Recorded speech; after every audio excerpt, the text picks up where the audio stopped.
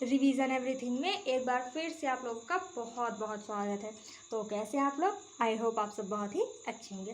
देखिए, इसके पहले हिस्ट्री में हमने गुलाम वंश को देखा था, जिसका शासनकाल 1206 ईस्वी से 1290 ईस्वी तक था, और जिसका अंतिम शासक क्यूमर्स था। ठीक है। अब और जो क्यूमर्स था उसकी हत्या उसी के सेनापति ने की थी, और वो सेनापति कौन था? जलालुद्दीन फिरोज खिलजी।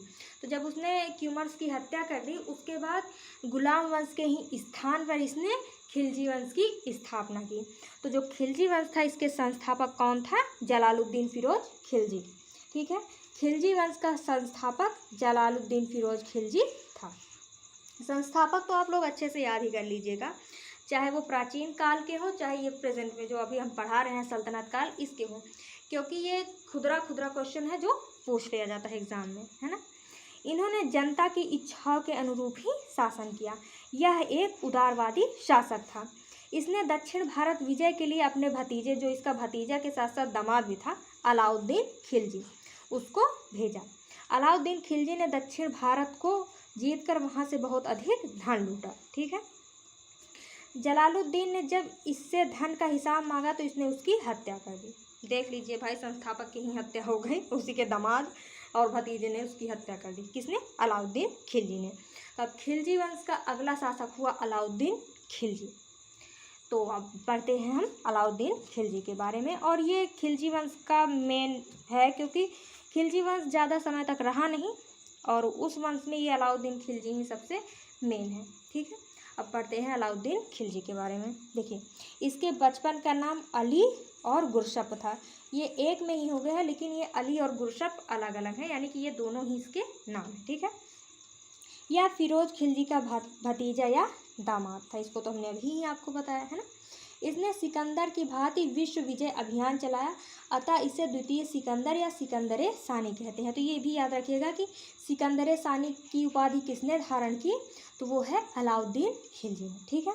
इसने कुतुब मीनार के प्रतिद्वंदी मीनार के रूप में अलाई मीनार बनवाना प्रारंभ किया, परंतु वह बहुत छोटा बन गया। तो इसके पहले जब हम आपको गुलाम वंश पढ़ा रहे थे, तो वहाँ पे भी हमने इसके बारे में बताया था कि अलाउद्दीन खिलजी ने कुतुब मीनार के प्रतिद्वंदी मीनार अलाई मीनार बनवाया था। तो अभी आप लोग हमें इस क्वेश्चन का आंसर बताइए कि जो भारत का कुतुब मीनार है, इसकी प्रेरणा कुतुबुद्दीन ऐबक ने कहाँ से ली, या किस मीनार को देखकर इसने प्रेरणा ली कि भारत में भी एक कुतुब मीनार बनवाया जाए? इसका जवाब आप लोग कमेंट में दीजिएगा। ठीक है। इसने कुव्वतुल इस्लाम मस्जिद के प्रवेश द्वार के रूप में अलाई दरवाज़ा बनवाया। देखिए, अभी इसने जो अलाई मीनार बनवाई वो तो समझ लीजिए गड़बड़ ही हो गया है ना।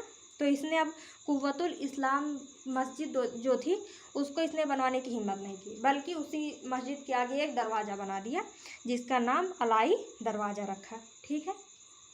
इसने मूल्य नियंत्रण के लिए बाजार प्रणाली को अपनाया। ठीक है। मूल्य नियंत्रण की प्रणाली किसने अपनाया? तो अलाउद्दीन खिलजी ने। और इसने सार्वजनिक वितरण प्रणाली को लागू किया। अलाउद्दीन खिलजी ने घोड़ा दागने की परंपरा को लागू किया। अभी घोड़ा दागने का ये अर्थ नहीं कि घोड़ा को खड़ा कीजिए और गोली दाग दीजिए, ऐसा नहीं है। घोड़ा दागने का अर्थ है कि उस पर कुछ ऐसे निशान छोड़ दीजिए जिससे ये पता चले कि वो खिलजी वंश का ही घोड़ा है। ठीक है। अब आगे देखते हैं। जब अलाउद्दीन खिलजी शासक बना तो इसने 4 घोषणाएं की, और वो कौन कौन थी? स्थायी गुप्तचर, यानी कि स्थायी गुप्तचर अलाउद्दीन खिलजी ने शुरुआत किया। दान में दी गई भूमि को खालसा भूमि में परिवर्तन किया। इसके पहले जितने शासकों ने जो भी भूमि दान की थी उसको उसने सरकारी भूमि बना दिया। ठीक है। और खालसा भूमि का अर्थ होता है सरकारी भूमि, इसको भी याद रखिएगा, क्योंकि एग्जाम में भी ये पूछ लिया जाता है शब्दावली के बारे में कि बताइए खालसा भूमि का क्या अर्थ होता है। तो खालसा भूमि का अर्थ होता है सरकारी भूमि। ठीक है। मद्यपान पर प्रतिबंध, ये तो इसने कम से कम सही किया है ना। मद्यपान पर प्रतिबंध लगा दिया। छोटे त्योहारों तथा अमीरों के मिलने पर प्रतिबंध लगा दिया। अच्छा, आप लोग हमें बताइए कि छोटे त्योहारों पर बैन और किस शासक ने लगाया था?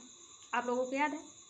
जब आप लोग पढ़ रहे थे अशोक के शिलालेख, उसमें उन्होंने 9वें शिलालेख में कहा था ना कि छोटे त्योहारों पर अशोक ने प्रतिबंध लगाया था क्योंकि वो अत्यधिक खर्चीले होते थे, है ना। तो अगर आप लोगों ने वो वीडियो नहीं देखी है अशोक के शिलालेख से संबंधित तो प्लीज़ आप लोग उसे भी देख लीजिएगा। अब इसने अमीरों के मिलने पर क्यों प्रतिबंध लगाया? देखिए, जो अमीर लोग होते हैं उनके पास धन संपत्ति बहुत होती है। अब जब 2-4 लोग मिल जाएंगे तो हो सकता है वो राजा के खिलाफ विद्रोह कर दे। इसीलिए अलाउद्दीन खिलजी ने अमीरों के मिलने के प्रति मतलब प्रतिबंध लगा दिया। ठीक है।